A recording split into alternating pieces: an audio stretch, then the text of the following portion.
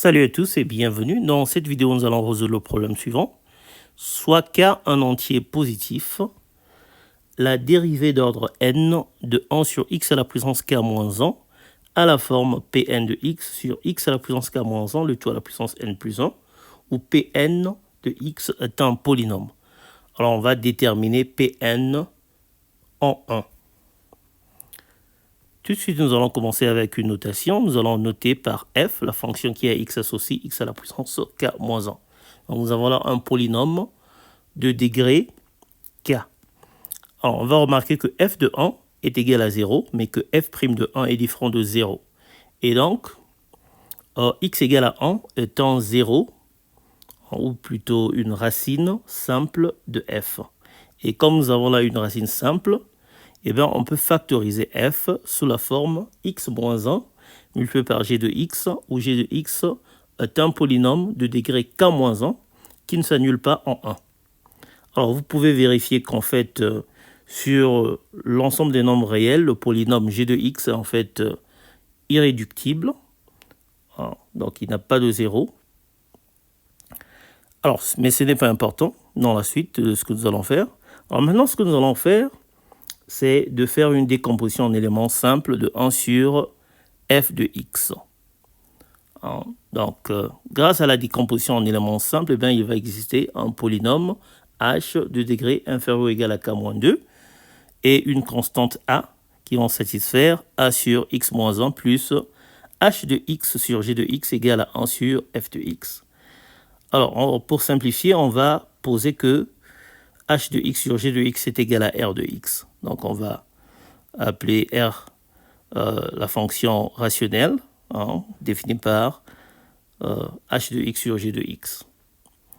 Alors, ce que nous allons maintenant faire, c'est de déterminer la valeur de a. Pour déterminer a, eh ben, nous allons multiplier les deux membres de cette identité par x moins 1, ensuite prendre la limite lorsque x tend vers 1. Alors, si nous prenons la limite lorsque x tend vers 1, à gauche, alors nous avons x moins 1 qui va tendre vers 0, r de x qui va tendre vers 1, étant donné que au dénominateur, nous avons quelque chose qui est bien défini. Donc, on peut calculer r de 1. Donc, tout le terme x moins 1 multiplié par r de x va tendre vers 0. Et au second membre, on va remarquer que on va avoir l'inverse de la dérivée de f en 1. Donc, on va avoir que a est égal à 1 sur f' de 1. Alors, f' de 1, c'est simplement k. Donc, a est égal à 1 sur k. Donc, on va repartir à notre identité. R, 1 sur f de x est égal à k à la puissance moins 1 sur x moins 1 plus r de x. Et ensuite, nous allons prendre la dérivée énième de part et d'autre. Donc, on prend la dérivée énième. Alors, la dérivée énième de 1 sur f de x, rappelez-vous que c'est sous la forme Pn de x sur f de x à la puissance n plus 1. Et la dérivée énième de 1 sur x moins 1, c'est donné par moins 1 à la puissance n, multiplié par factoriel de n, divisé par x moins 1 à la puissance n plus 1. Et bien sûr, plus la dérivée énième de r.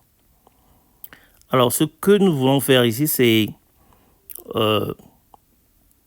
déterminer Pn de x d'abord. Alors, donc Pn de x est égal à moins 1 à la puissance n, multiplié par k à la puissance moins 1, multiplié par factoriel n, multiplié par f de x sur x moins 1, le tout à la puissance n plus 1, plus f de x à la puissance n plus 1, multiplié par la dérivée énième de r en x. Et maintenant, nous allons déterminer Pn de 1.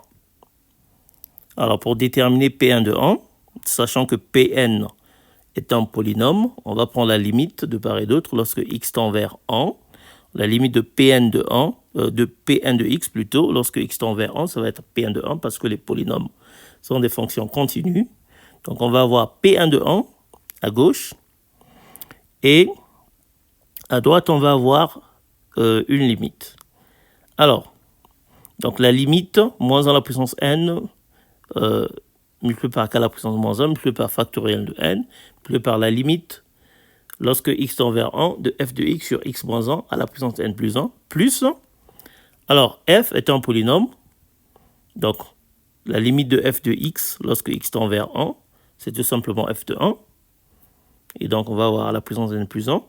Et r est une fraction rationnelle.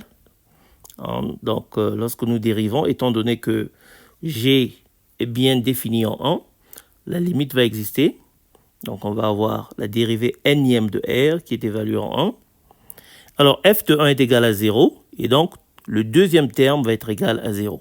Dans le premier terme, nous avons l'expression f de x sur x moins 1 qui peut encore s'écrire comme étant f de x moins f de 1 sur x moins 1.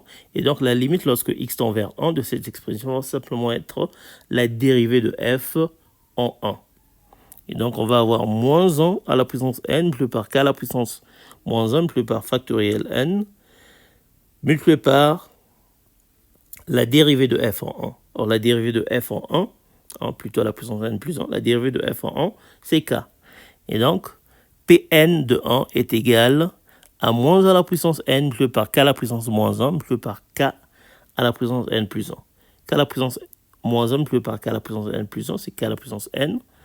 Multiplié par moins 1 à la puissance n, et bien ça va faire moins k à la puissance n. Et donc, Pn de 1 est égal à moins k à la puissance n multiplié par factoriel n.